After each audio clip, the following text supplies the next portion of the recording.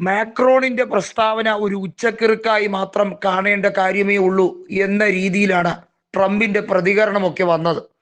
Donald Trump Emmanuel മാക്രോണിനെ അങ്ങ് ട്രോളിക്കളയാം എന്ന് വിചാരിച്ചു. മാക്രോൺ പിടിച്ച പിടിയാലെ തന്നെ നിൽക്കുകയാണ്.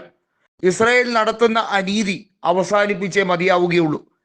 പാലസ്തീനെ പ്രത്യേക രാജ്യമായി അംഗീകരിക്കാൻ എന്തുകൊണ്ടാണ് ഇത്ര മടി? അവരെ അംഗീകരിച്ചേ മതിയാവുകയുള്ളൂ. ഓഗസ്റ്റോടെ അത് നിലവിൽ വരണം.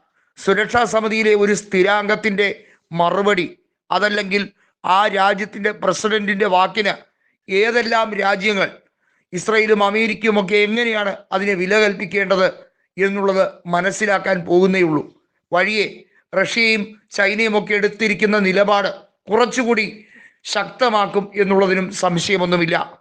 ഇത് ഇറാന്റെ കൂടി പ്രശ്നമായി മാറിക്കഴിഞ്ഞിരിക്കുന്നു. ഗാസയ്ക്ക് നീതി ലഭിക്കാൻ വേണ്ടി ഇറാൻ നടത്തുന്ന പോരാട്ടം